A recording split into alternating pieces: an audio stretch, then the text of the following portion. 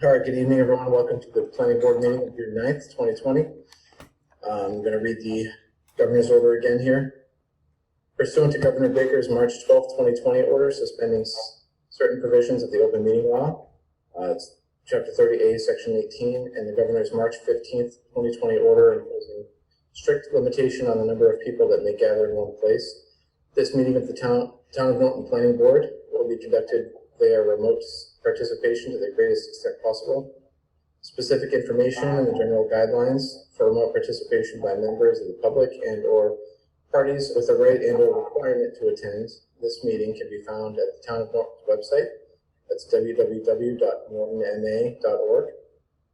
For this meeting, participation, there's 3 ways to participate.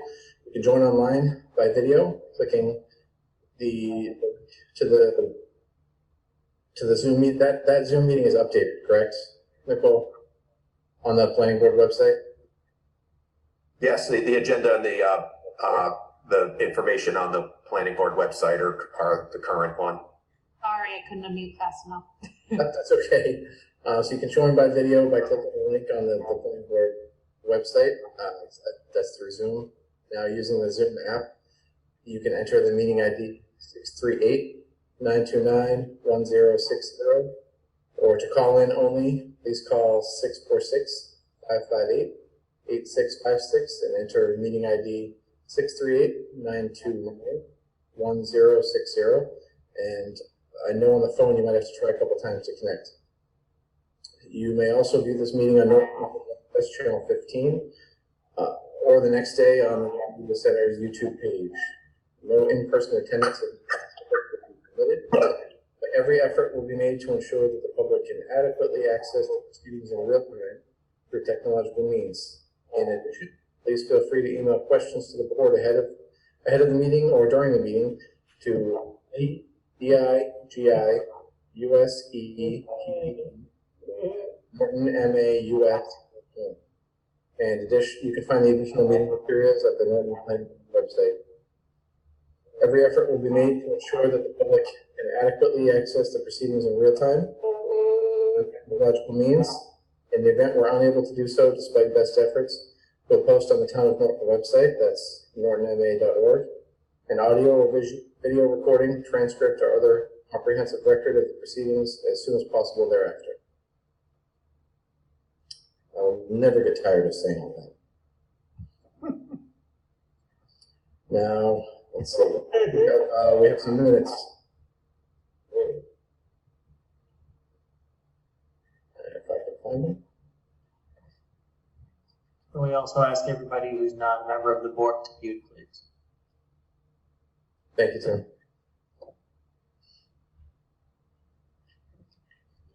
All right, so we have 2 sets of minutes. One is May 19th, so we'll start with that.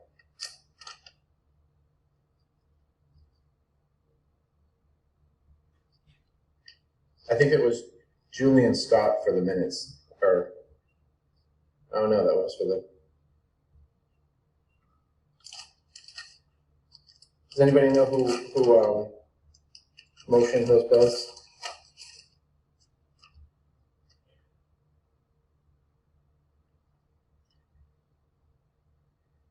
I would be happy to take credit. No, that's fine with me. Actually, I got my notes here. It's Tim. Tim motioned for that.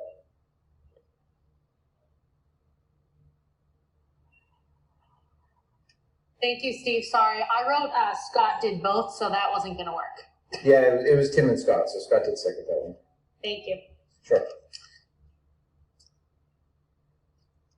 Anything else on the rest of these minutes?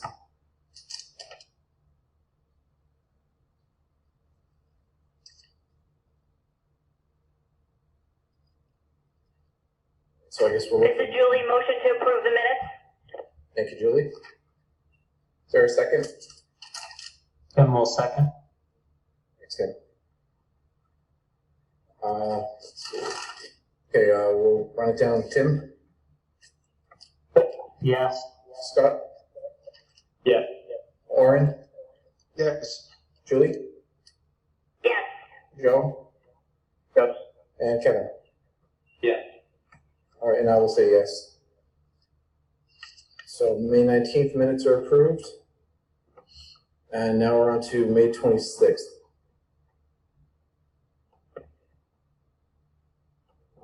Did everyone check these out? I didn't read them completely yet, so. Steve, on the marijuana bylaw, you have me just being recused from the votes. I recuse myself from the discussion as well. Okay, yeah, that should be noted ahead of the notes on that. Okay.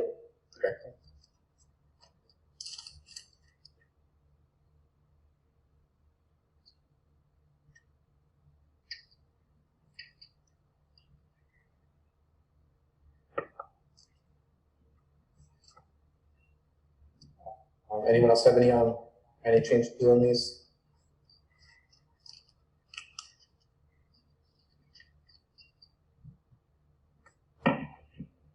Steve, this is Julie. Motion to approve the minutes. Thank you, Julie. Is there a second? Scott will second. Thank you, Scott. Tim will second. Scott beat you. All right, so Tim.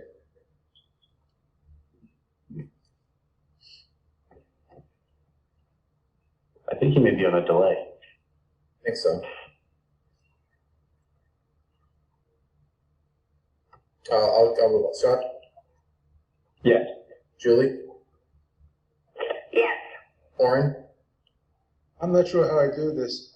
I'll vote yes, but abstain as to the portions in with the marijuana bylaw.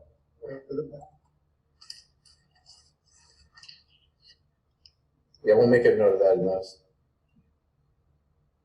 When it's Kevin? back, yeah, I'm assuming I had an internet brief hiccup, but I'll vote yes.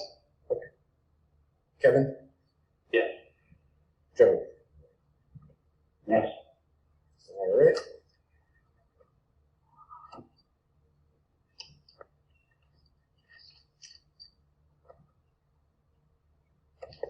So those are all set. Well, that was 526, right, for those ones? Yes. Okay.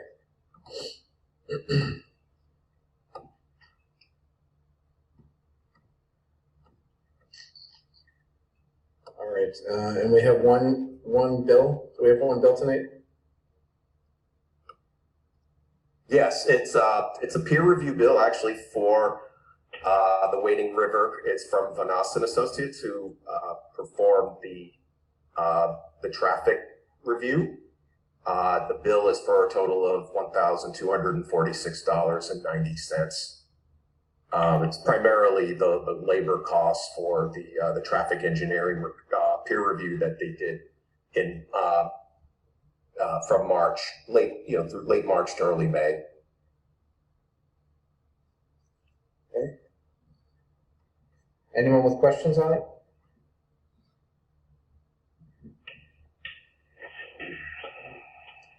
This is Tim. I have none, but I'll wait for everybody else to weigh in before I would make a motion.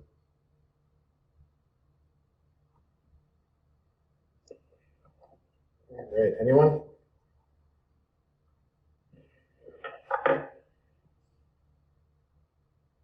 All right, Tim, we'll take your motion. Motion to approve the bill. This is Julie. I second. Thank you, Julie. Okay, without further discussion, Tim? Yeah. Scott? Yeah. Julie?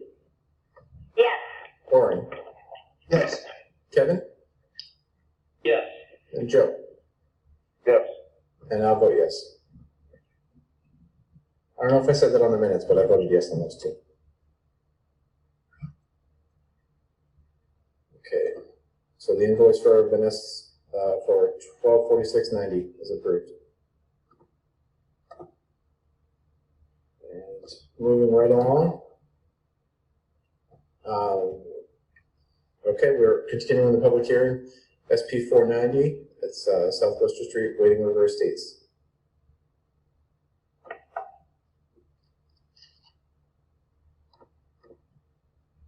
And who do we have on? Wait.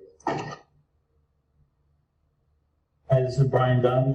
I'm the president and principal at NBR Land Development and Permitting with offices at 770 Broadway in Rainham, Massachusetts, for the applicant.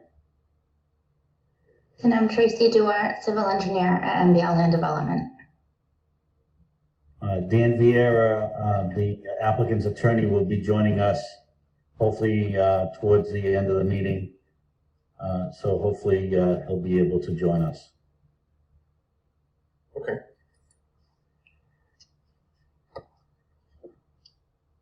So when we last left this, do you want to start here? Let's see, we went over the traffic study.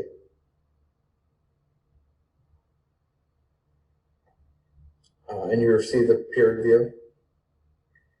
Yes, we received the peer review, and it is my understanding that we've met all the concerns that came up with Jeffrey's letter.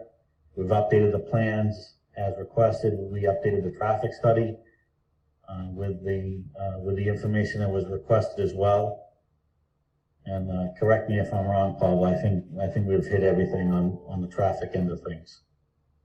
Yes, you have, and you have board members in Dropbox.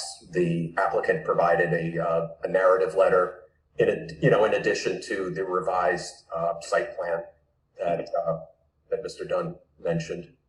And looking through it, it looks as though they've addressed all the requirements from Jeffrey Dirk from Vanessa and Associates in his comments. In addition, you'll see that there's an email from Deputy Chief Keene regarding turning movements. He's accepted this. He's fine with it as well. I've looked over their responses. I think they addressed all of those responses adequately. And Brian, Tracy, just to let you know, you do have the ability, if you have anything to present, you do have the ability to share a screen and show, you've given us some images as well as the site plan and all of that. So if you need to use that, please feel free. Okay, do we have that ability to share the screen right now? Yes, you do. Okay. Tracy? Would you like me to, Brian? Yes, if you could, please. Thank you. Sure. Can you guys see everything? I can. Yeah. Okay. So this was a quick presentation plan that we prepared.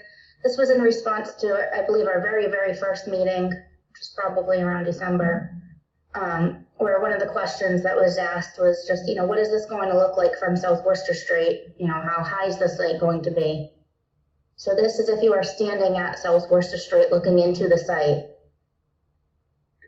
This building right here is the existing building to give you an idea of height. It's a one-story building. And this is what the building that you'll see that's actually behind it. It's 200 feet into the site, so you really don't get a depth perception here, but that's to show how tall it is. So it's a two-story building. The garage is on the first floor. So you're really just looking at one more story above the existing one-story house. And this is the next closest building to the street. It's 200 feet back.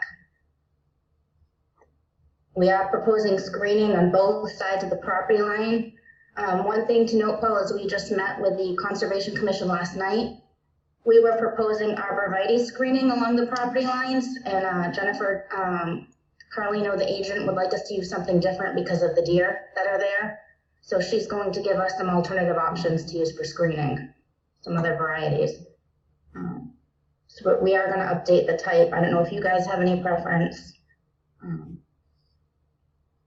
But she's going to give us something to use. With a multitude of deer at the site, the deer would end up chewing up all the arborvitaes. That is not a problem unique to this site, certainly.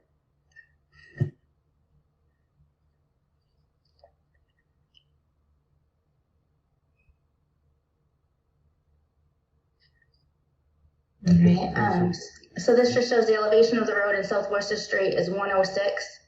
The high point road-wise of our site is 109.5.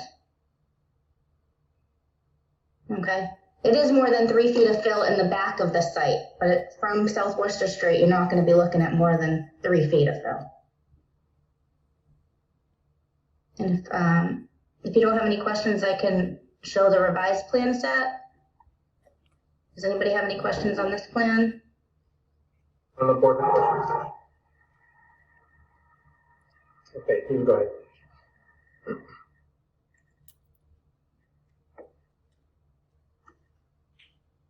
So this is our site layout plan, the first sheet. This probably looks very similar to what you saw last time. There wasn't much of a change here. We did add a dumpster area. We added a common mailbox area. And we provided, based on the traffic review comments, the truck turning radii for both the fire truck and the SU-30 truck, which would be like your trash pickup truck throughout the whole site. But the idea with the dumpster here is that they can just come in, front load access it, and come around without going through the entire site. Tracy, I don't mean to, go ahead, Armin. Is there any parking associated with the mail drop? Is there a central mailbox? There's a mailbox location here. There is no parking there, but there's ample parking right here along the driveways that go behind the building. That's wide enough to park and get around. And that's servicing the dumpster as well as the mail drop off? This driveway here, Well, you have the dumpsters. right here, yep. Okay, so that's that parking, how many parking spaces are there? And that's to service both the dumpster drop off and the mail pickup? There's no spaces, it's a road, What's the width of the road? 20 feet behind the building. And you're contemplating that people will walk there or park there, or is there parking there? There's not a parking space for the mailbox, no. So is it central mailbox for everybody, or is it just a mailbox for dropping off mail? The people getting their mail at their units, or is there a central mail drop? It's, what we're showing is the central right here. Okay, so everybody has to drop their mail there and they pick up their mail there? Yes. Everybody has their mailbox? So where do they park when they're going to do that, is what I'm asking. We were just thinking they could park on this side street right here, and then we have the accessible ramp and sidewalk. But how many parking spaces could you fit over there? If people are parked along the side, probably at least 8 spaces. And can you zoom into that area there so we can get a better? Sure. So if not, we can always move the mailbox further in where we have the guest parking spaces.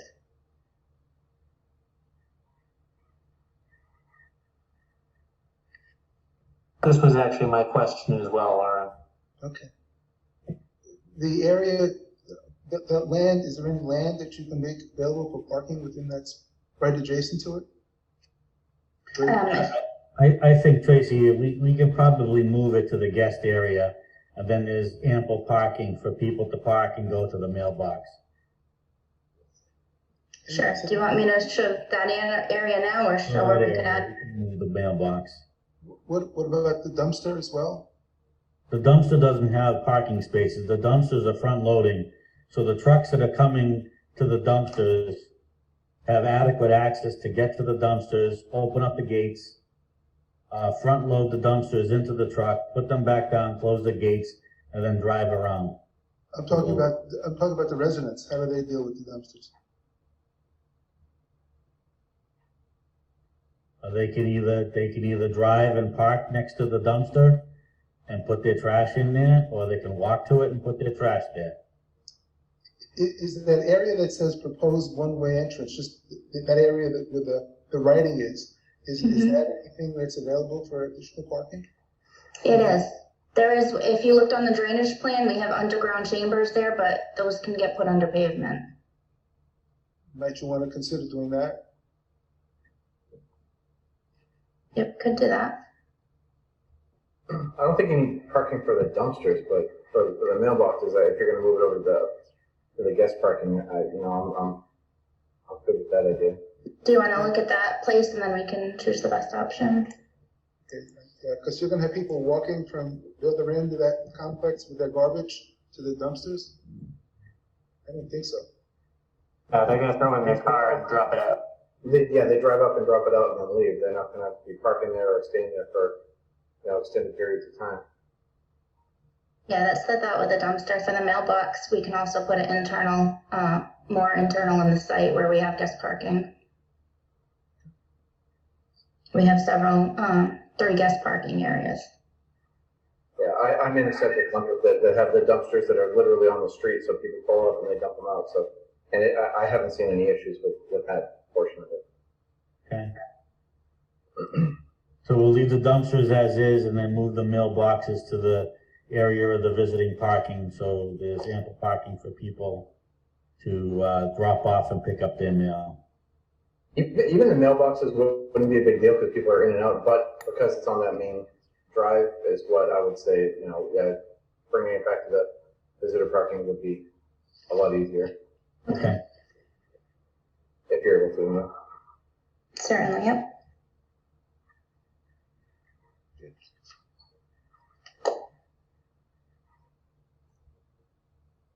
So this sheet now you can see is the layout for the back of the site. It hasn't changed very much as far as maneuverability from what you've seen previously. What has changed is we previously had 2 basins on the western side of the site here.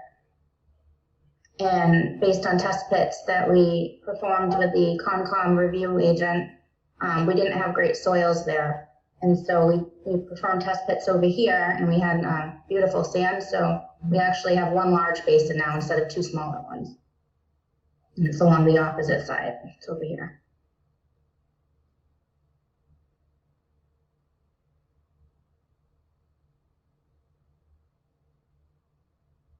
Seems like a good approach.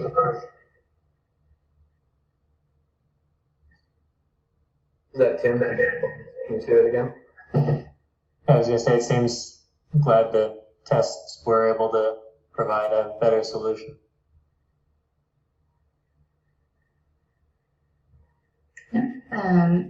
Also, based on our Concom meeting last night, the only change that they requested so far was that we remove the fence around the basin because the back, this back corner of the basin is located within riverfront area.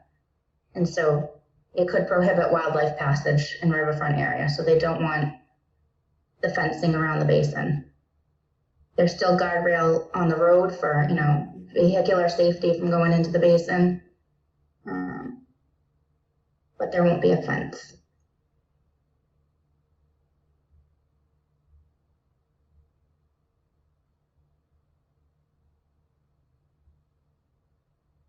Questions on that portion of the question?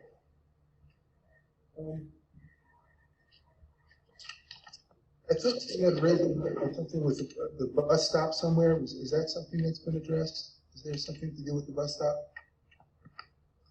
No, actually, say I don't have my meeting. Can I stop sharing for a second? Because behind that I have my comments from I contacted the bus department. Okay. I just want to pull that up. I spoke with Matt Wells, who is the business administrator for Norton Schools, and he's in charge of transportation. He said that bus pickup is going to be on South Worcester Street and that none of their other stops on South Worcester do they go into the development.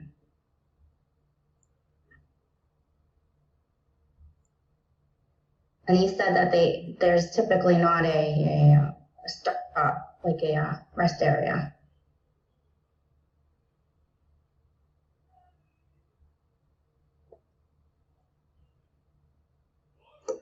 Yeah, I see the stops on West Main Street and East Main Street. They're on the main road, but the kids wait further back.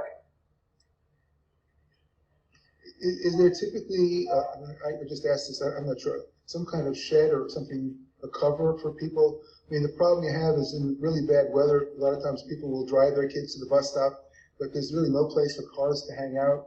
We're doing that here. So is there any possibility of some kind of a closure? And I don't know that that's typical or warranted, but I just throw that out. Yeah, he said that that's not what he's seen. we could possibly put an enclosure up front, in front of the single family right where you pull in, but there's no parking there, but it's somewhere that the kids could either walk to or get dropped off at and have shelter. I throw that out to other members of the board. I'm really not familiar with that as a practice, one with the other. I just know because it is so skinny and there's really no way of really cars dropping kids off and waiting with them in this type of configuration. I don't know what that's warranted. I don't see it as, this is Tim, I don't see it as really necessary. I think if it was really bad weather, the parent would probably drive them up, stop in the driveway a good ways back, and make people go around them. Which obviously wouldn't be ideal, but I think that's what's going to happen no matter what we try to do in terms of the shelter. There's usually kids standing out at the corner of Southwestern and John Scott Boulevard for the buses anyway. There's not really a shelter there either. And there are properties similar to this, you know, 3, 4 times the size that don't have something like that. I know what you're saying, Lauren, and I understand that. I personally have never seen a problem with things like that in my work or seen in town, but I understand what you're saying. Okay.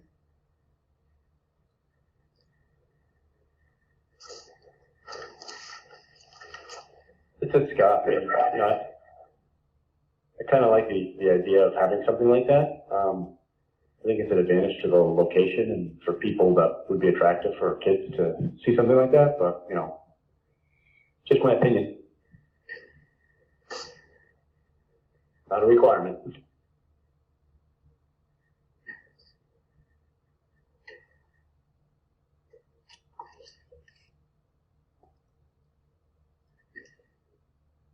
You want to continue on with the changes you have? Or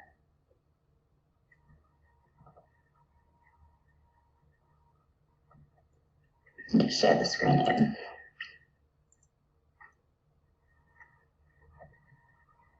So these are our grading and drainage plans.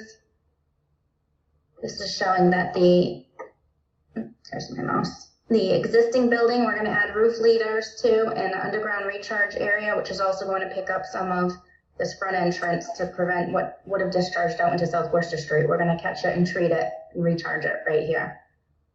This area, we've done test pits that were witnessed by John Chessier as well. This portion of the site, we're actually using low impact grass swale, which is going to collect the stormwater. We have check dams that are going to help facilitate slowing the water down, treating it before it gets into the sediment forebasin infiltration basin at the back of the site.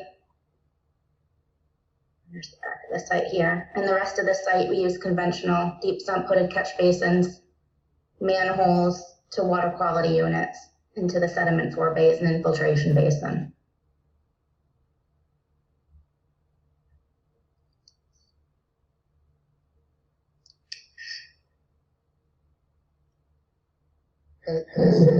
You said you've gone to conservation. Have they finalized their approvals yet, or are they still waiting to hear from you? No, we've had an initial review by John Chessier, and that's when we were requested to do the test pit. So we've gone out with him. He's seen our preliminary drainage layout, and then we did test pits in those areas, and now we've resubmitted and we're waiting on his review of the revised information. Is this plan what's been submitted to the conservation? Yep. Yes.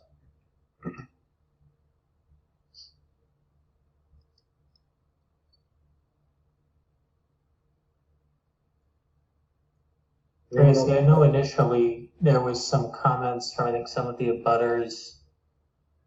I'm not good at compass direction, so I'm just going to say to the left of the site. Yep. Did the test pits kind of show what you might see as existing drainage problems or anything like that? When we did our new analysis of the drainage, we did find our problem. I believe this house is a vacant field, but it's owned by the same one next door that has the house on it. And what's happening is probably from, if you can see my mouse, this whole area here, and even to the west of our site, it just sits here stormwater runoff, because this area is lower than this part of our site, it's lower than the western part over here. And it's also lower than South Worcester Street, there's just no outlet. So it seems the low point's right in here, everything just sits. And I know standing water that they did talk about was observed in that field. So what we did for our drainage analysis is we used our property line as the study point, or as one of our study points, and what was leaving our property going into that low point. We modeled pre-development and post-development to prove that we had a decrease in stormwater peak flows post-development for all storm events up to the 100-year storm. So even though it still might be the low point, you're gonna take away some of the flow into that low point. Yeah, we can't do anything about what's not on our site. You know, it's low, but it was analyzed what's going there from our site. And all we are required to do is to either send the same or less. We can't increase. They're not eliminating the flow from your site? I'm not eliminating, but if you'd like, I can pull up the drainage to get the decreased amount, but that study point was looked at for the 210, 25, and 100-year storms, and it was a decrease, significant one. You can't change that all of these existing other lots are kind of going to that same area.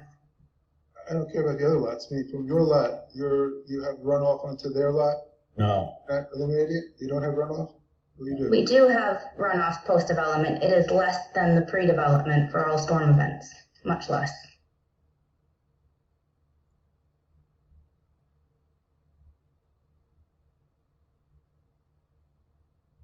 And it has conservation signed off on that? Or you haven't heard from them yet? That's what we're waiting on the review of, but that's what is required under the Mass Stormwater Regulations. You said that's John Chessie, who I think we worked with on the Cumberland Farms project. So I know he's not light on details.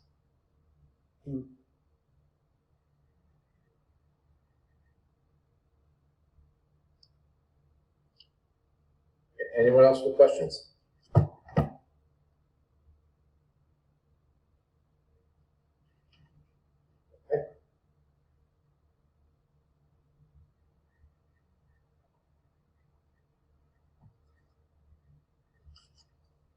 So is there any further updates on this?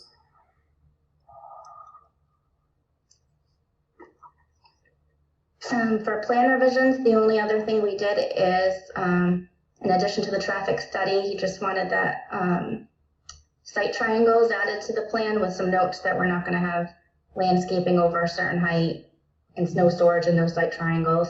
If you give me a second, I can go to those sheets.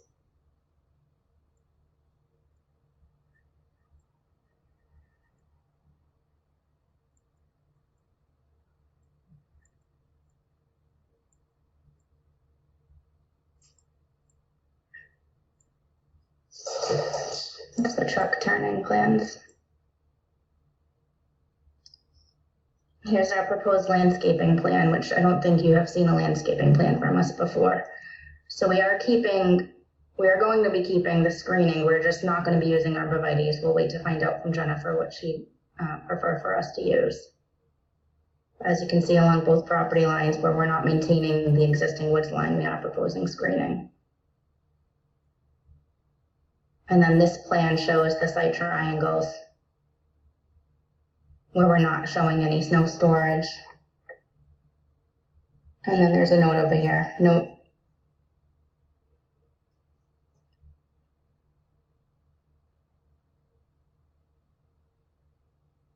about landscaping within the site triangles. This is the note that was requested to be put on the plans by VAI.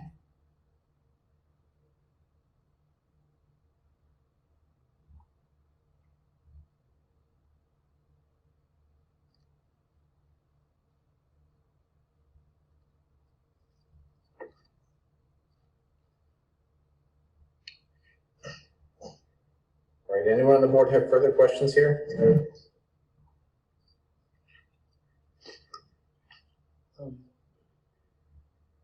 You submitted a stormwater plan? Is that been submitted to conservation? Have they signed off on it? Or we haven't gotten any, we haven't heard from any peer reviews on the stormwater. Are you planning to have one submitted to us, or are you just going to conservation? We submitted the plans, the drainage report, I believe the SWIP and the notice of intent to both boards and commissions. Right, and it was understood in the beginning of the process through the chair that we would be using Jeffrey Dirk for the traffic, and that the planning board would be relying on John Cheshires' review through conservation on stormwater. Okay, that review hasn't come through yet? We've got an initial review, and then we gave this information to John Cheshire, as well as the plans and the drainage reports and the updated O&M documents and everything that's required under the stormwater rules and regulations.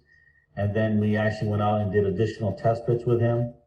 Then we showed him preliminary drainage design based on the new location of the basins. And then actually went back out there again and did the test pit data in the drainage basin areas to confirm the soils and separation of the groundwater. So it is my understanding that we're very close to an approved plan here based on the amount of work and effort that we've put in with John Cheshire. Okay. Paul, were we contemplating getting a copy of John's reports? I understand. Yeah, we already asked for that, I believe. Pardon? We had asked for that, so that's supposed to come to us when it comes in. Okay. Well, we didn't see his original report, though. I haven't seen that yet. I don't think I've seen it. I don't think I've seen anything from John on stormwater. I'm pretty sure that was information that was sent either directly to Paul, back when the initial review was done, I think last year. But we don't have anything subsequent to him because we've been working directly through Jennifer. So there may have been some disconnect in regards to his review letters. I'm not too sure why the members of the board do not have that. Yeah, Paul, we did see that at the end of last year, didn't we? I would have to look back. I actually don't recall seeing it, but that doesn't mean we didn't. I thought we did. I could be thinking of a different project, but I thought we did. But it was the initial one, so it wasn't finalized version.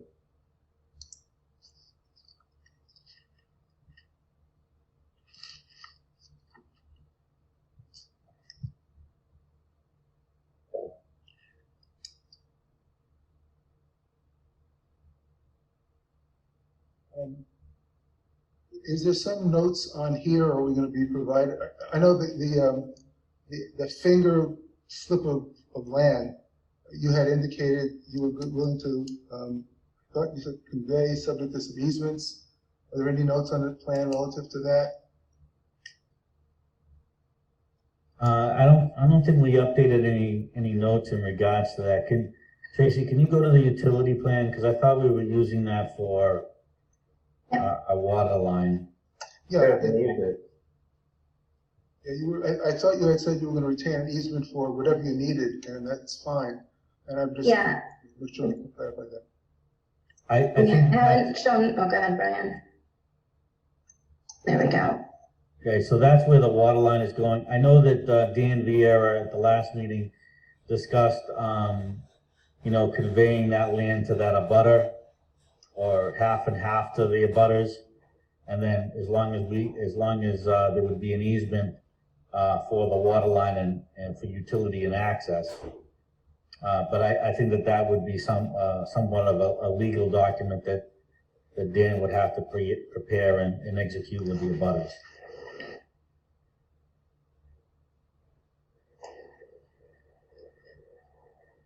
Yeah, we wouldn't put something like that on a plan. Will they be able to generate some document that we can reference in terms of a condition? Yeah, I think, if through the chair, Lauren, if, if, the members of the board would like to put in a special condition that we, work together with the abutters to create the easement and also, get those legal documents prepared and submitted to the registry of deeds, I don't see we being opposed to something like that. Have you generated your master deeds yet? Your condo docs? No, that hasn't, none of that has been done yet. The part that we've been working on right now with Paul is, the information in regards to Article 19. And Paul can go over that, but all of that, the condo docs and all of that stuff would come at a later date, right before, they start to do some construction out here, because it needs to be, initiated prior to that.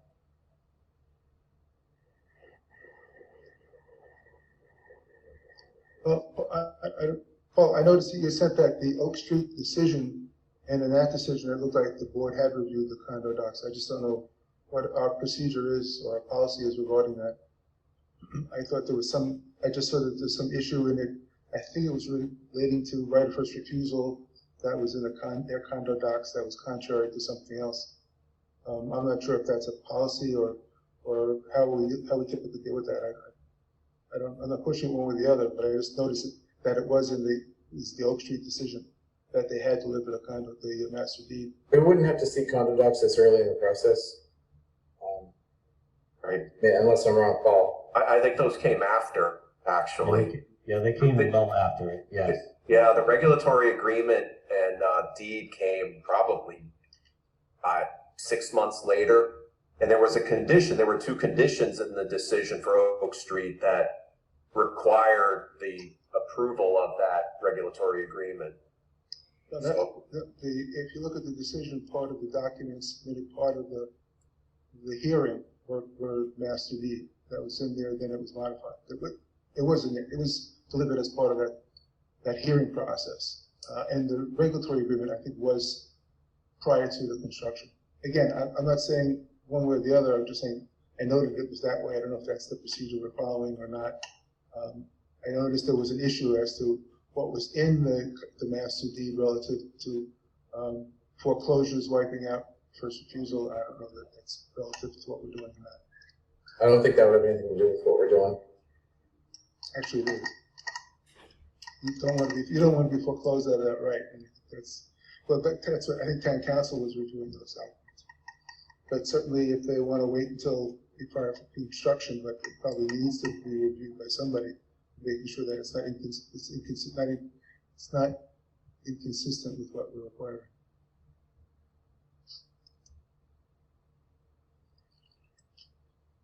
Well, I know that, DMV area and Paul can work out something in regards to that and the regulatory requirements and, making sure that the draft condo documents are provided at some point in time prior to construction and submitted to Paul.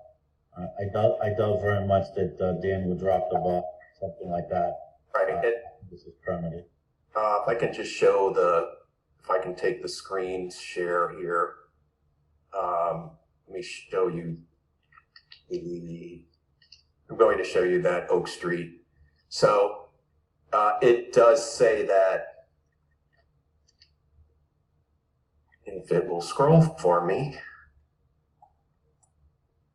Okay, there we go. So I assume you can see this. Yep. Okay, so you can see that conditions 10 and 11 talk about a regulatory agreement.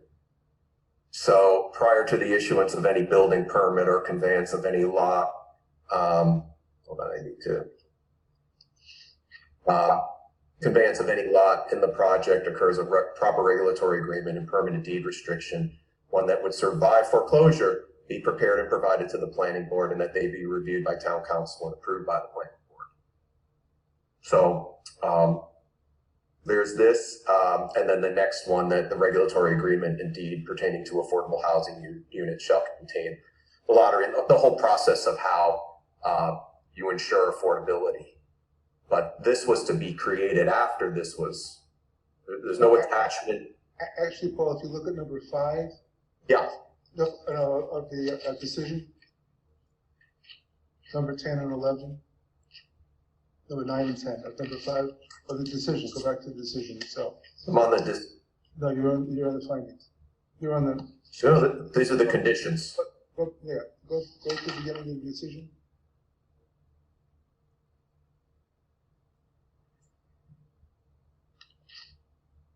Terms and conditions, or farther up? Farther up. Okay. These are the proceedings. Okay. Keep it going. Further up.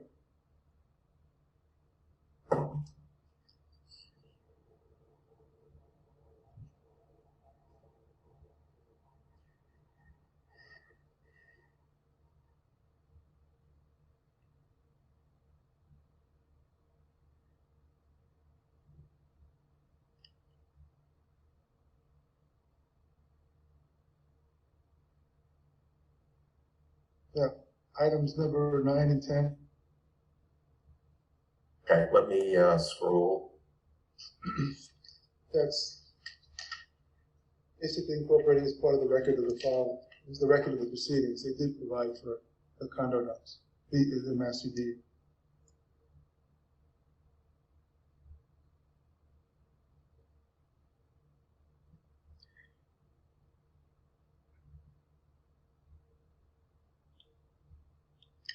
Anyway, I mean, I'll defer to town council.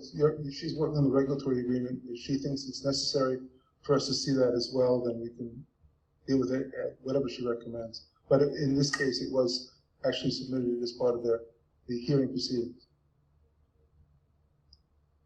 And I think it really goes, well, the question, are these initially contemplated, the affordable units, are those contemplated initially for sale or for rental?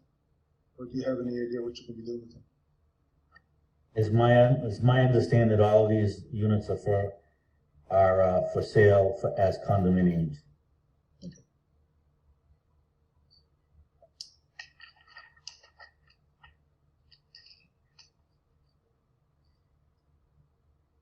We can condition that. I don't see why we would need it for the, a draft version of it for this proceeding. But a condition, I agree with you, Warren. Okay, thank you. Prior to construction, it is.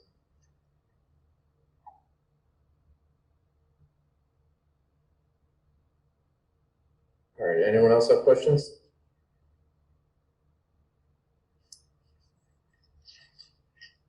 This is Tim. Just in terms of timing, obviously we're still going to be waiting for final conservation sign off since they're still waiting for the final peer review, right? So just to nail down timing, what we're looking to accomplish tonight and timeline for the project.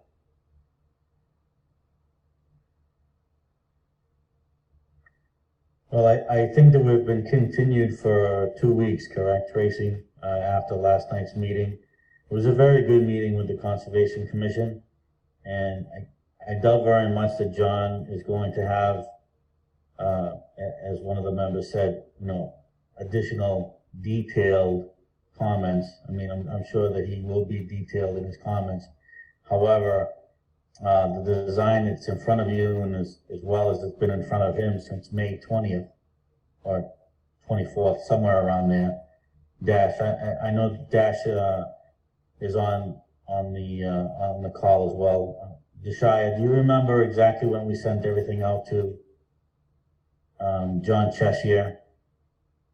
I don't know if he can unmute himself or not. I'm sure it was around the 20th or 24th of May. I believe it was the 22nd of May. Let me double check that information. Yes, it was May 22nd. We sent everything out to John. Great, thank you very much. And actually, Deshire is also one of our engineers at MBL at our office. So Yeah, so we sent out that information to John as well. And, you know, like I said before, this is a drainage design that was, you know, kind of shown to him first. We showed him that the numbers could work, and then we went out and did the additional tests that were required to confirm the soils and the separation of groundwater. And, you know, of course, we are waiting for his final comments.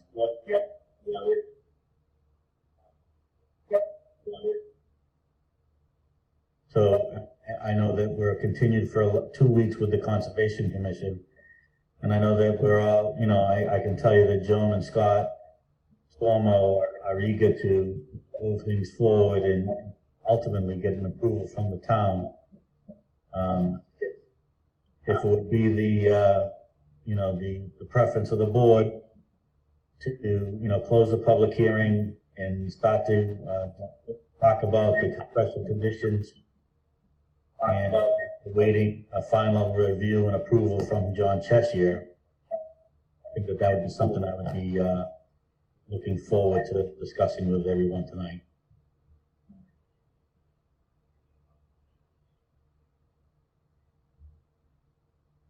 Mr. Chairman. Any further questions from the board? I'm going to ask if there's anyone from the public to ask questions.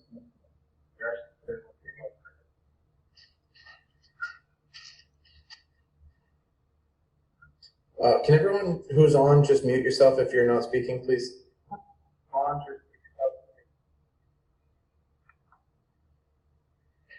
Paul, can you mute people? Not yourself. I was muted. Do you want me to do a mute all for now? Yeah. And people can unmute. Okay, here we go.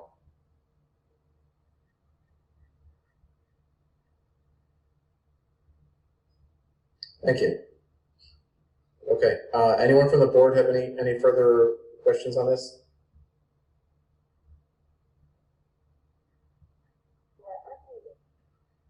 Steve, this is Kevin. So far with all the information that we have and everything, I reviewed the drainage report portion of it, and the conclusion is rather long, as well as the traffic study. And I know we're waiting for the peer review from John on the drainage, but as far as the site plan and everything we've discussed and have at our, you know, I have no reason to be against it. I'm in support of this project.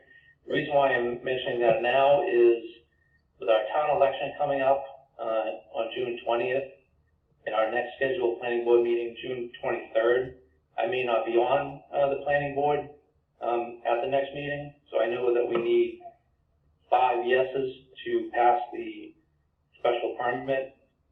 So I want to mention that, bring that up to the board for a thought. I don't know if that makes any difference, but I just wanted to point that out to everybody. Yeah, I don't think we should rush into anything because of that, but I also do agree that we've seen, I think they've come through with everything we've asked for. So, you know, I'd be in favor of moving forward on this. But I do want to make sure that if there's no other questions from the board on what was presented, I'm is here from the public that wants to ask questions. So do we have anyone from the public on? Oh, Oren, go ahead. You're muted.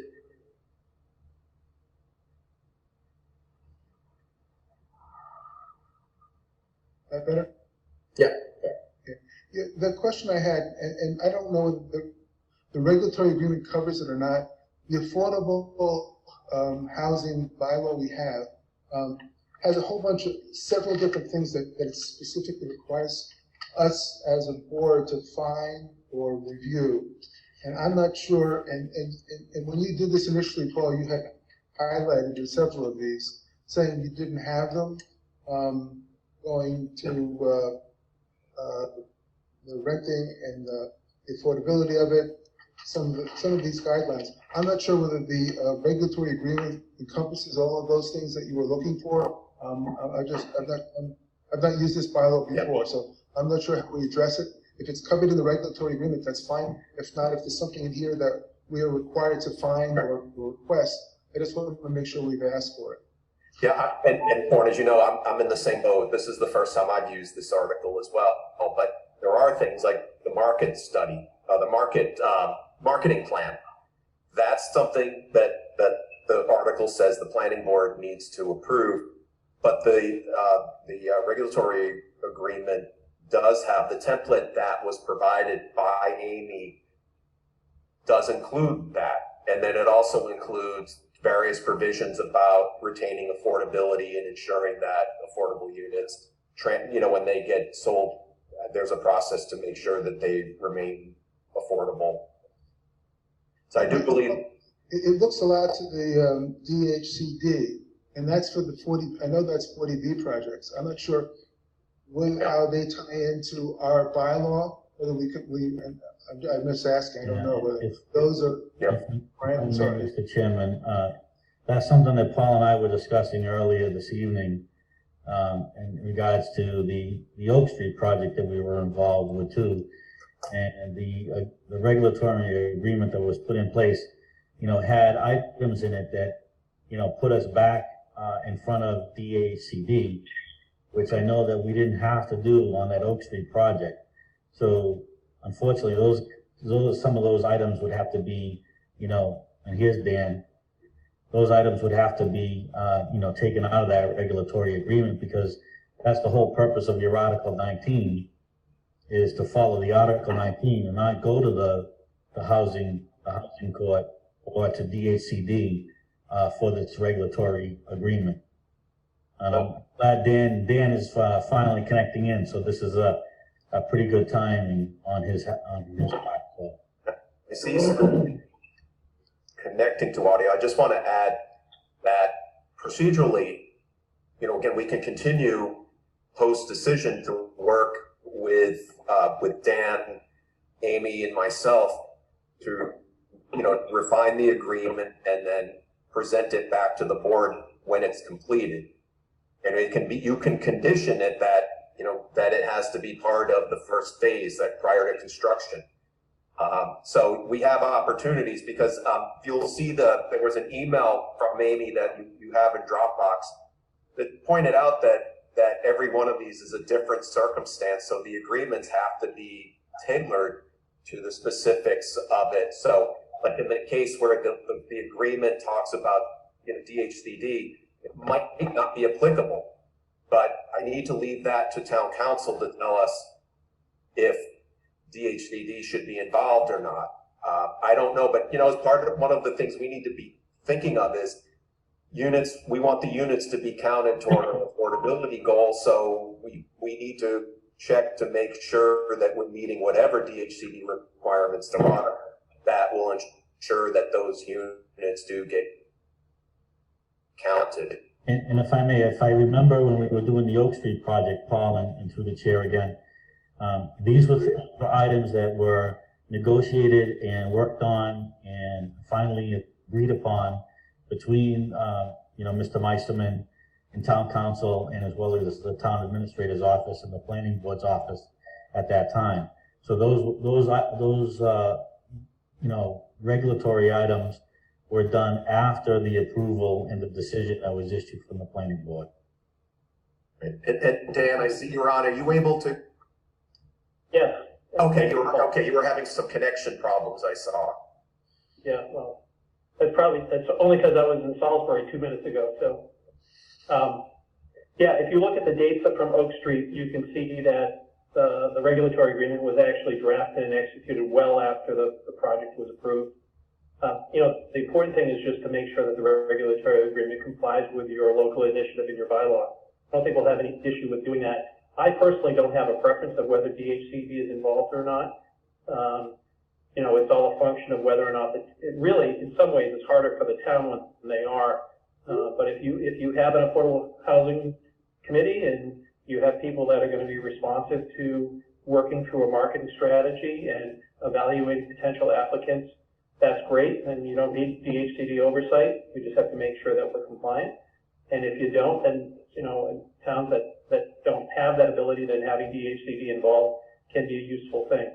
But I think it's just making sure that it's tailored to meet your bylaws, which is what the residents have approved. And I think that would be easy enough to do between now and the time that, certainly long before a shovel hits the ground. I hope that was useful. Very useful.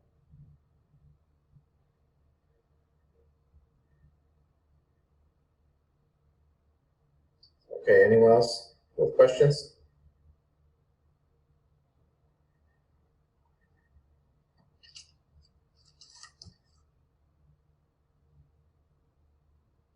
All right, so we can do one of two things. I mean, we can close the public hearing and start discussing conditions. Any public comments? I'm sorry. Yeah, I had asked and nobody came forward, so. Mr. Chairman, if you wouldn't mind, could you ask one more time, please? Sure. Anyone on with, from the public with questions or comments? Yes. Can I speak? Yeah, can you just say your name and address, please? Okay, my name is Susan Hallahan. I live at 118 South Worcester Street. I am in a butter to this project, and I just have a few questions that have come up. I would like to know the screening. Is there going to be screening for all of the abutters on South Worcester Street from, I guess it's 106 or 100 down to 118, with the houses coming up behind us? Yep. We're providing screening anywhere that we're clearing. If there's an existing tree line that we're not touching, we're not providing additional screening on top of that. Okay. I also have another question. What is the footage that is going to be from our boundary line as an abutter, or all of us, to the houses being built or their yards abutting the land?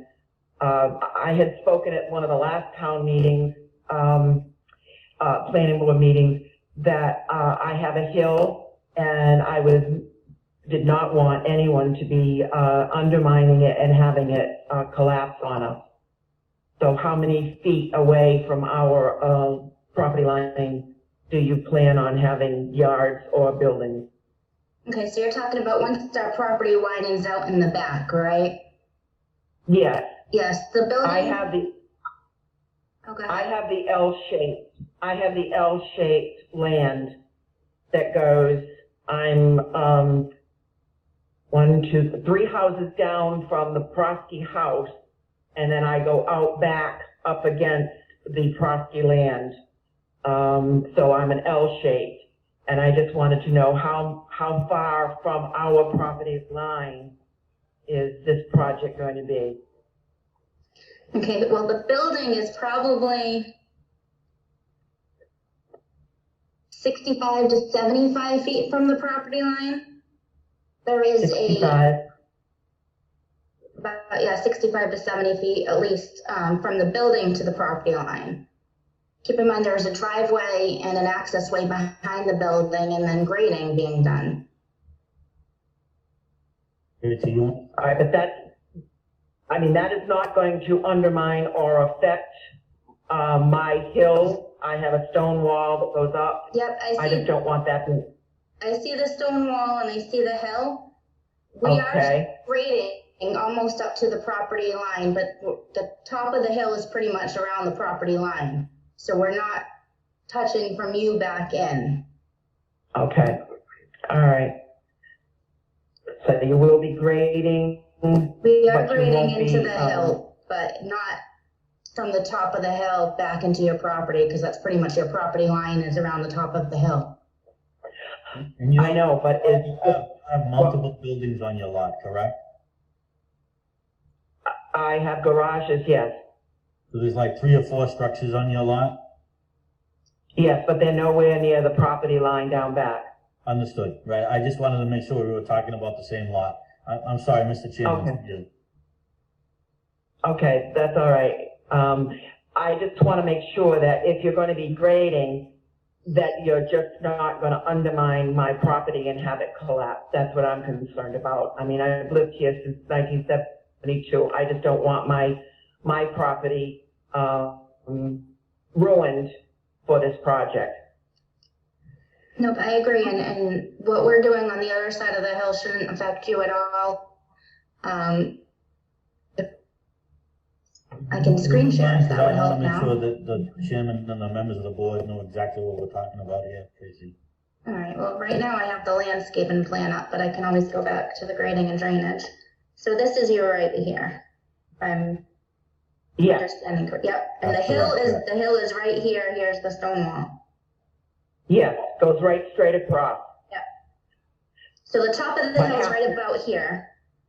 right about there, yeah. Yep, so we're grading down from there at a 3-to-1 slope, and this is where our swale is picking up stormwater and going around into the basin.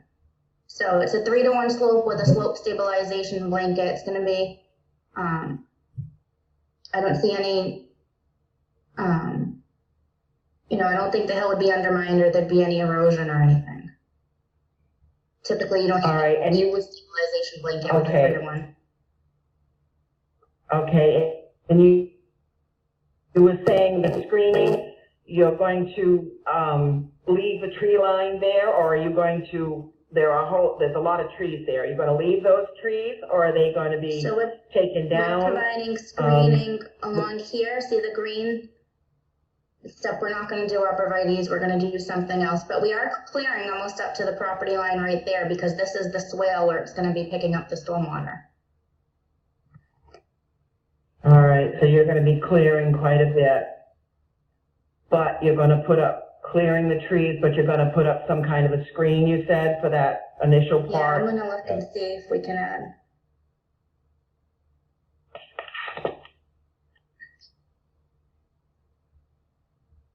Yeah, so here's the hill, here's the tree line. We can put the screening around, it's a tight slope and we have a slope stabilization blanket, but it should be able to hold some screening if we bring it back around the curve more. Okay. All right. So it will be some kind of vegetation that you'll be using as Yeah, we're screening? waiting for a list of plants that is preferred by Jennifer and the Conservation Commission in lieu of the arborvitae's that we originally proposed. But we can put something that's down there based on that list that we get from Jennifer on those plans. Yeah. Okay, the taller the better. Understood. Okay, let me see if I have anything else here. You were talking about the water line going down the right of way. Is that something, you mentioned something about legal documents for the abutters, since I am one of the abutters of the 3, there's 2 others. What is the story on that? Dan, can you chime in on that a little bit? Because that was something that was discussed earlier on. I'm sorry, I missed what Where we have the water line coming down that small Drip. strip of land that we own. I know this abutter inquired, if you can see my mouse, he inquired about possibly buying it or something, but I believe we talked about. even as it's shown on the plan, we certainly could, I mean, ownership of that by us is not that critical. That certainly could be conveyed to as long as it's not changing any of our area, it could be conveyed to an abutter and just reserving an easement for the water line. So I don't think it really.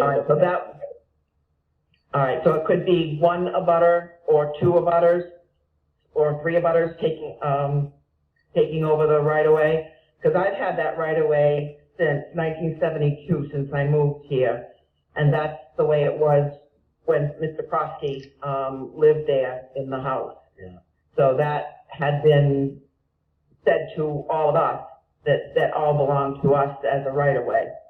Yeah, but it's not a right of way. It's actually a piece of the land that's owned by Joan and Scott Stormo. Is that in their deed? Yes. Yep. their actual description includes that piece. But again, I don't think it's critical to them or to anyone else to retain ownership. I'm sure they will want to retain ownership at least through the period of construction, but it's certainly something we can discuss with them. It's of no specific value to the owner now, because other than providing, you know, access for an easement for water line, it's probably better off owned by the abutters, because at least you'll maintain this, you know, to look like the rest of your yards. Right, because we've maintained it since I moved here, so, okay, I appreciate all your answers, and I thank you for the time.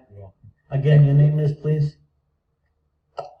Susan, S-U-S-A-N, Hallahan, H-A-L-L-A-H-A-N, and it's 118 South Worcester Street. Susan, I just had a question. You said you have a right of way. Are Yep. other abutters that each have a similar right of way access that road at this point? Yes. Yes. The Robinsons who live to my left, when you're facing my property, they have the property right next to us. And the gentleman, he just moved in maybe 6 months ago. But the people who lived there before, when I first moved here, which was a while ago, was Mrs. Sylvia, and we all had the right of way. Mr. Prosky had no problem with us using it and maintaining it, and that's the way it's been since '72. We mow it, we keep the branches, you know, cut the trees trimmed. My husband does that, and David Robinson does it also. The applicants have gratuitously really are willing to give up that space.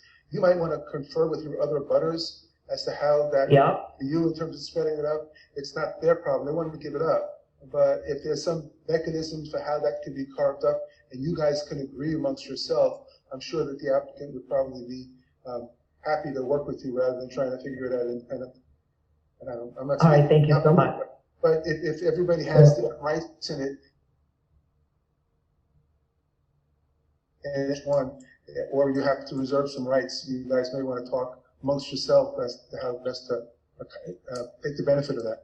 Yeah, it looks like everybody's engaged with that. Okay. Okay. Is there any further questions from anyone in the public?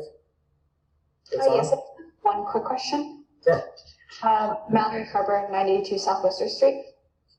Since it's not technically a road leading back into the development, is there not going to be a crosswalk there on South Worcester Street?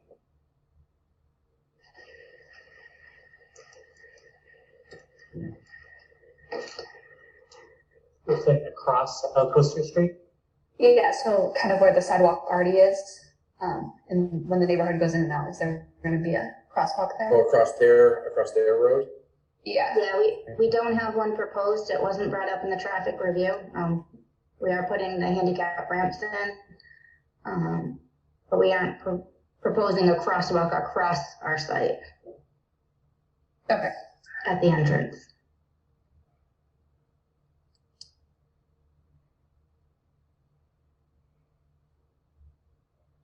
Okay, anyone else with questions?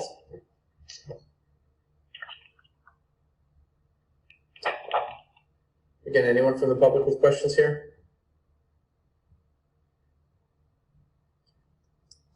All right, back to the board. I guess I'm comfortable closing this public hearing.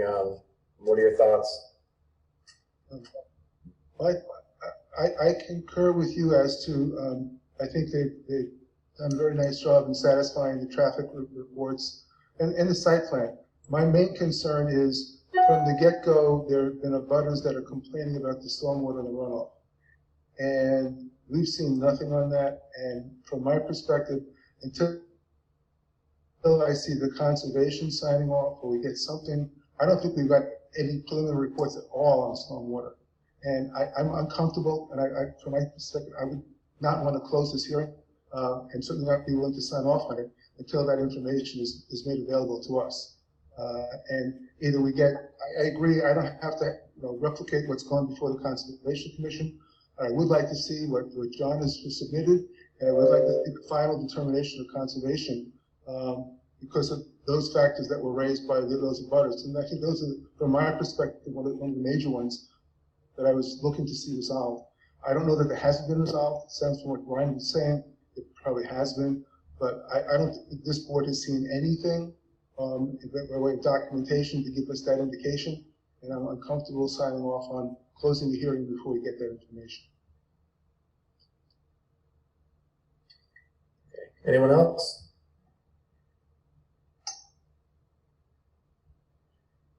I think to response to Oren's comment, we're well into our process with the Conservation Commission.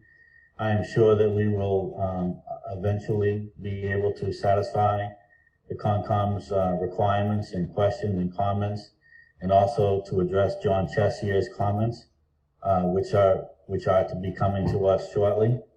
And like I said before, the drainage changes have all been submitted to John, and part of those changes in drainage design was shown to him in a preliminary format prior to us going out there and doing additional tests that he witnessed, and to confirm our design and the location of the basins. And unfortunately, I don't know why there was a disconnect in getting his review letters to the planning board. However, I would request it as a condition of approval, if the board and the chairman sees it fit this evening, is to make sure that we've addressed everything from John Chessier and receive an order of conditions for the approval of the project, in order for that special condition to be placed in the approval tonight. All right, anyone else on the board have comments or?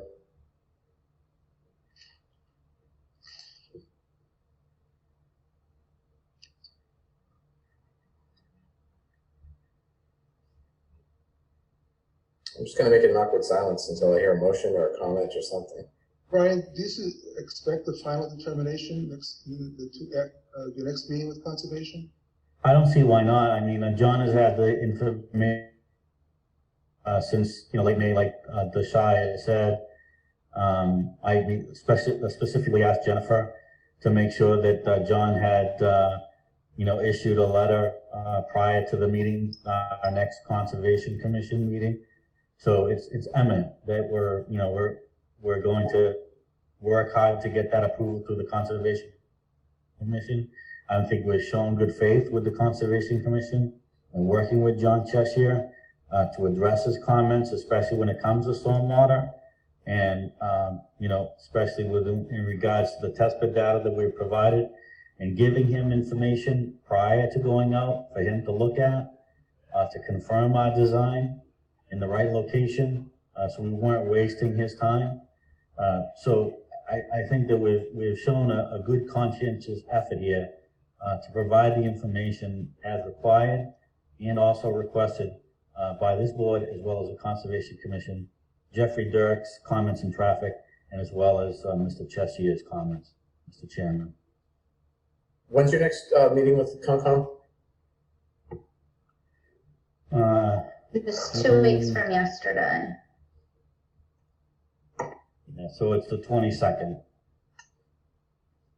Okay. Paul, while everyone's thinking about a motion, do you have anything to add that you want to add to this?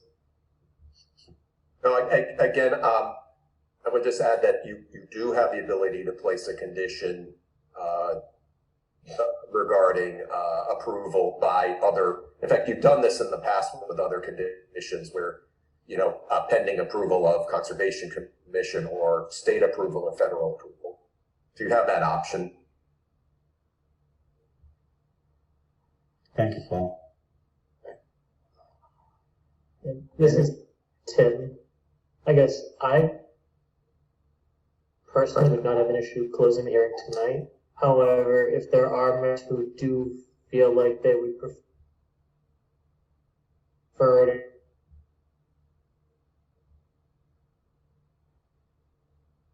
the hearing and render a decision at our next meeting in one.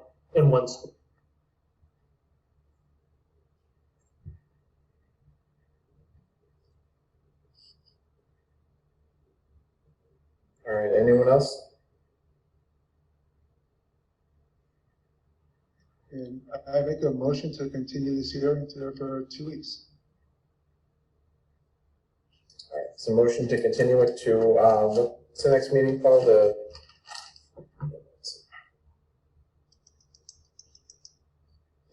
Later. Oh, yeah, the 23rd. So that would be to the 23rd, or? Yes. My only concern, Mr. Chairman, and Dan, you might want to chime in on this one too, is I think one of the members you said was not going to be at the next meeting, who has been sitting on these hearings that we've had. So that means how many members would we be down to that would be voting members?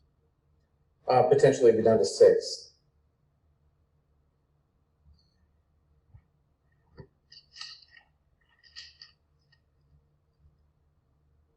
So there's a motion to continue. Is there going to be a second for that?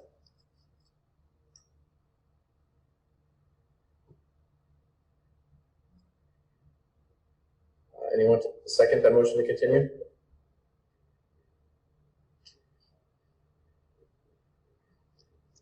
All right. So I guess the next option is a motion to close the public hearing.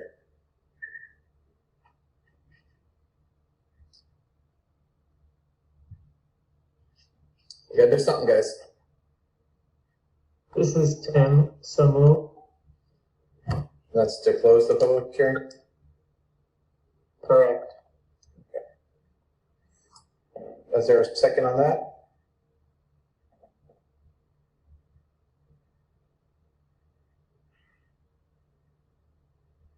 Anyone?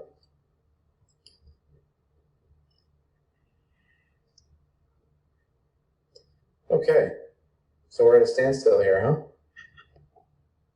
Well, we gotta do one or the other, guys, so we're gonna need a motion and a second on something, whether we're gonna continue it or we're gonna close it, so. Hopefully we're just dealing with some mute button issues. So let's wipe the slate clean here. Let's hear a motion. Can you unmute everybody just in case? Yeah.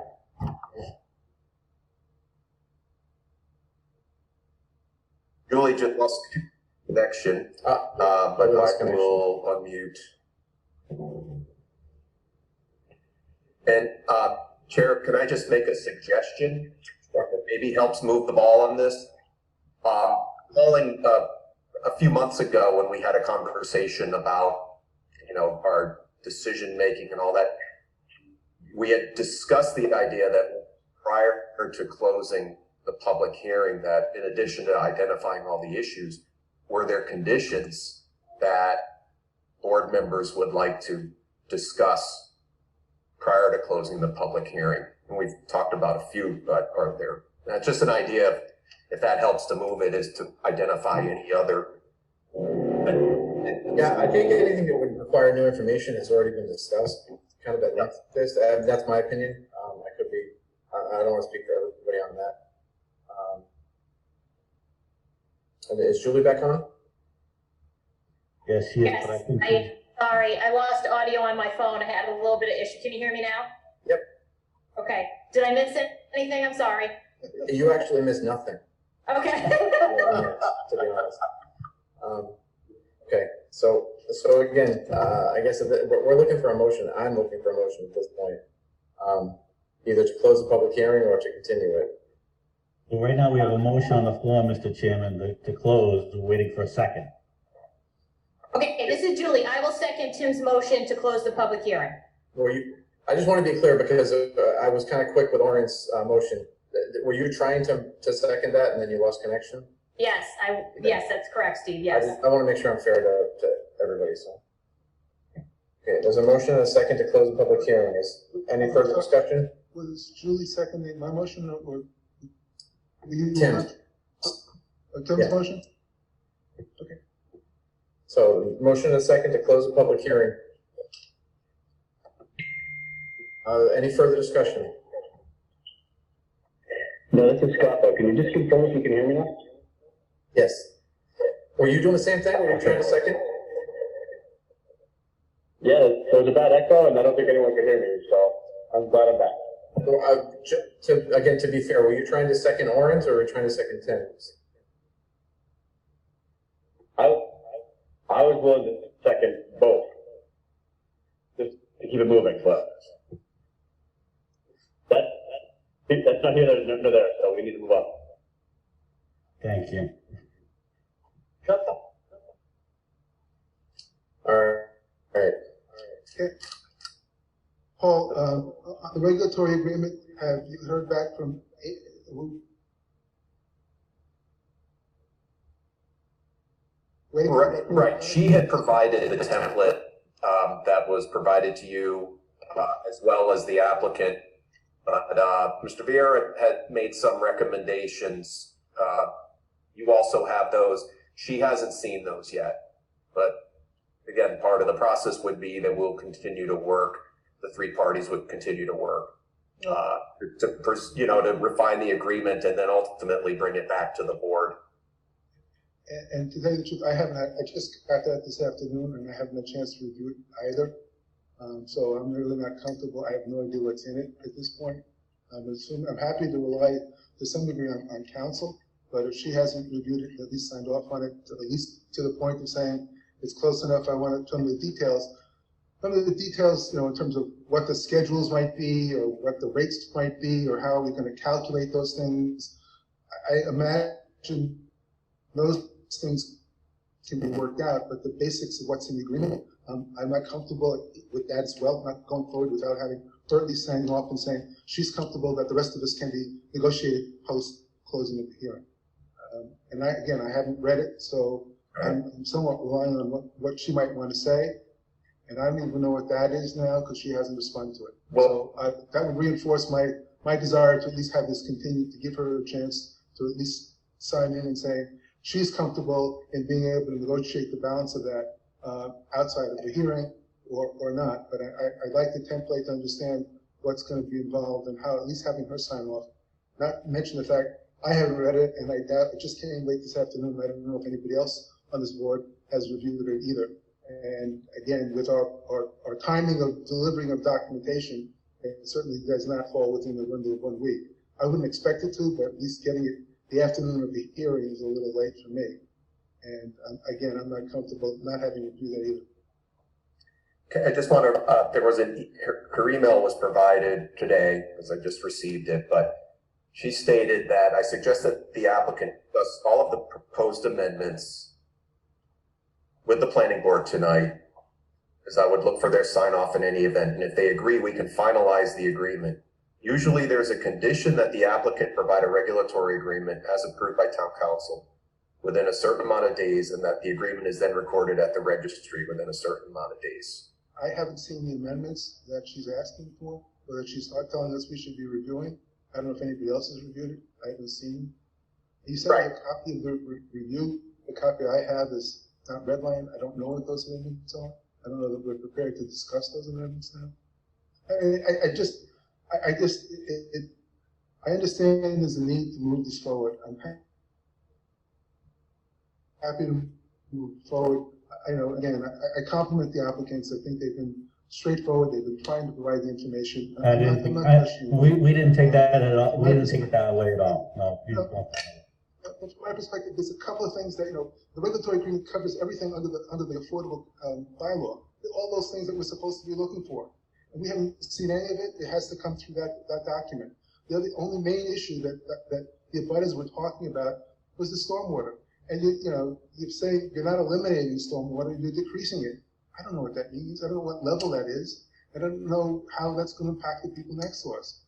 So I'm not really comfortable closing that off until I at least get some of those answers. And I'm not saying, and I don't doubt you that conservation's reviewed that, but at least if we have them signing off, I don't need to have the peer review talk to me because stormwater, to tell you the truth, is just beyond my pay grade.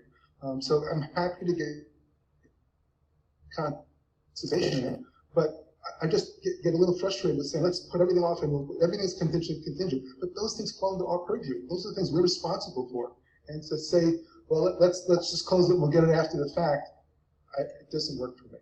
So that's why I was looking to continue.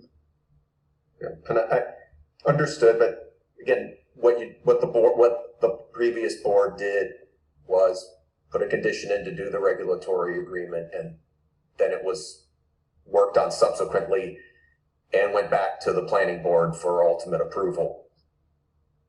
That's correct, because I remember Mr. Meisterman coming back.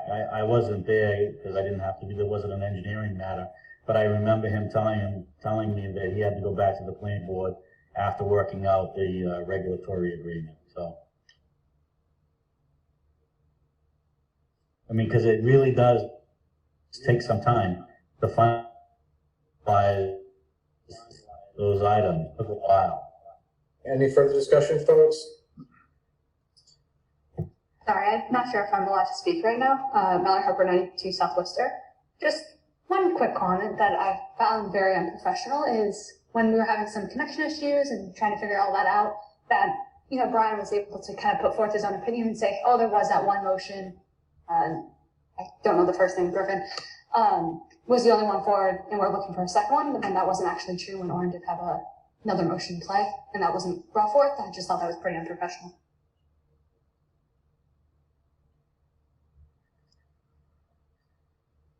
Okay, yeah, we did have some connectivity issues, and I apologize for that. So right now we do have a motion with a second. This is Tim. I was gonna say, speaking to that as well, I was kind of waiting for a break.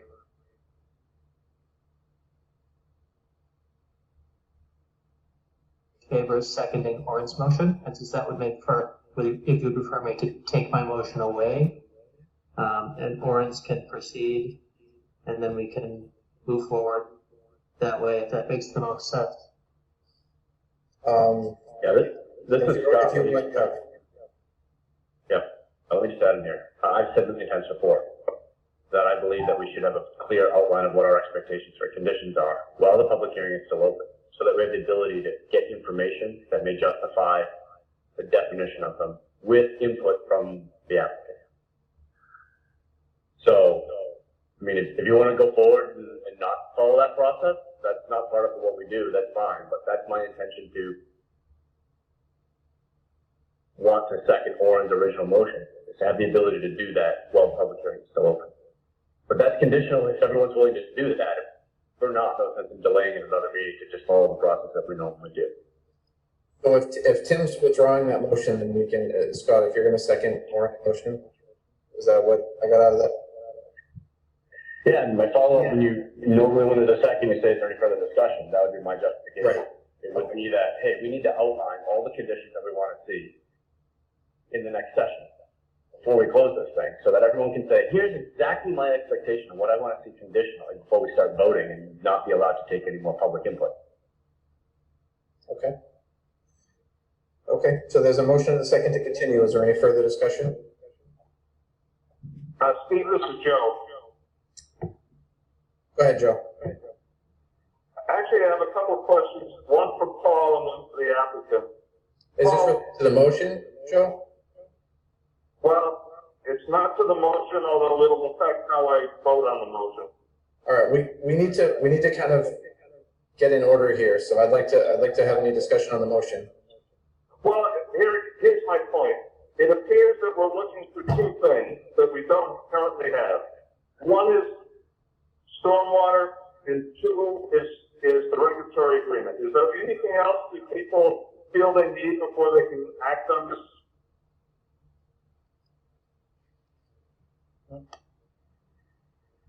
Not from my end. All right, and this goes to my point. The question I have for Paul, what gives the Conservation Commission statutory authority over stormwater? Wetlands Protection Act doesn't deal with stormwater. We have a stormwater bylaw that sets up the stormwater committee. We either give the decision on stormwater to the Conservation Commission because apparently they've usurped that authority, or we deal with it and make a decision. But we constantly kick the can down the road and say, what's the Conservation Commission going to do with stormwater? Yet I don't know of any statutory authority that gives that decision to the Conservation Commission. So Paul, enlighten me. What gives the Conservation Commission statutory authority over stormwater? My understanding is, as there are wetlands typically, in talking with the conservation director, if wetlands, I'm sorry, I'm hearing a echo, so it's kind of throwing me off. So that if there are wetlands, typically then the stormwater and environment could fall We're on. not dealing with wetlands. This is beyond a 100-foot buffer. And again, I'm simply trying to make a point. If we're going to let the Conservation Commission weigh in, and we're going to wait until they made a decision on stormwater, why don't we just give them that authority? We either have to fish or cut bait on stormwater. And then the other issue is more one for the applicant as well as for us. Article 19 talks about affordability. It requires a regulatory agreement. That ought to be boilerplate. The whole idea behind a regulatory agreement on a condo unit that sells for a certain percentage of the market rate, it sets up certain other conditions. Again, on us, we ought to have that already. And I would suggest that since the applicant has already done one on Oak Street, that we may replicate it, and let's move on with this thing. All right, thank you, Joe. I mean, through the chair. Hold on, we're gonna keep moving on with this here. Is there any further discussion from the board on this motion? Okay, we'll go down the line. Tim, and this is again, motion to continue to the 23rd. Tim? Yes. Scott? Yes. Julie? No. Orin? Yes. Kevin? I'm voting no because I may not be here on the 23rd, Steve. Okay, Joe? No. And I'll vote no. So motion to continue fails. Is there another motion? This is Joe. I move to close the public hearing. Joe? Thank you. This is Julie, I'll second it. Okay. Any further discussion on this motion to close the public hearing? Okay, we're down the line again. Tim? Yes. Scott? No. Julie? Yes. Orin? No. Kevin? Yes. And Joe? Yes. And I'll vote yes. So public hearing is closed. Now, it might be too presumptive to assume we're ready to vote on approval of this. Is that correct, guys? Yes. This is Tim. Okay. I think we're going to have a long discussion about the conditions at the next meeting, so. Thank you, everyone, we heard that it's on, and everyone from the public for sitting through this, and all your comments and your help with this. Do we have anything else for planning board business, Paul? No, that's all for the agenda.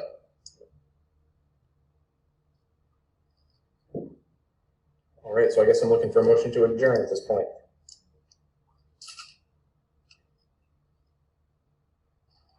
So move, Steve. This is Kevin. Okay, Kevin? Scott will second. I assume there's no discussion here? Okay, Tim? Yeah. Scott? Yeah. Julie? Yes. Orin? Yes. Kevin? Yeah. Joe? Yes. And I'll vote yes. Thank you, everyone, and again, I apologize for the communication issues here tonight. Thank you very much, Mr. Chairman, members of the board. Thank you very much. I hope you all have a wonderful night.